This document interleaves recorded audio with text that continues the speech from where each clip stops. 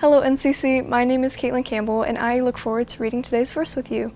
I will be reading out of the book of John, chapter 14, verse 27, which reads, "Peace I leave with you, my peace I give you. I do not give to you as the world gives.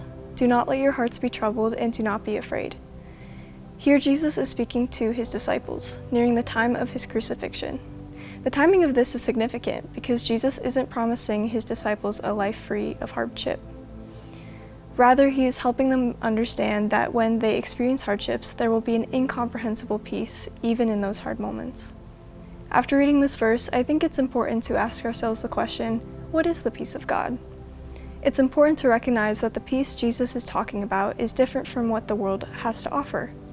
The world offers temporary peace, some of which may look like financial security, success, approval from others, or even day-to-day distractions. Those things might feel comforting and peaceful in the moment, but they aren't dependable and don't always last. However, the kind of peace that God gives is everlasting and goes so much deeper, more than we could ever comprehend. It is the kind of peace that reaches our soul when we are weary and in desperate need of comfort. Have you ever experienced a difficult moment where you were seeking anything to bring you peace and comfort, but everything you tried couldn't quite satisfy? That's the beautiful thing about the peace that Jesus offers. He knows what we're going through so well that he knows just the right comfort we need. In this verse, Jesus says, "Do not let your hearts be troubled and do not be afraid." I know in my own life that can be easier said than done, especially when the world seems to call for our attention and convince us that we have more control than we do. All it takes is to turn on the news, get a bad diagnosis, or get turned down for that one job to realize how limited our control really is. That's when we get anxious and fearful, not knowing how we are going to fix whatever situation we're facing.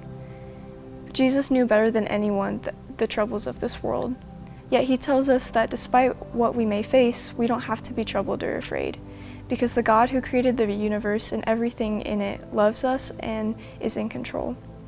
We access his peace that is beyond understanding by leaning into trusting that God is ultimately in control and has our best interests in mind.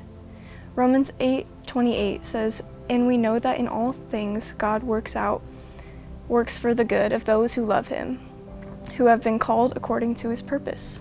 My encouragement for you today is to take some time during your week to reflect on where you may be seeking peace. Is it from the things of this world that are fleeting? My hope is that you come to Jesus and are able to rest in the reality that he provides a comfort and peace for our weary souls that lasts.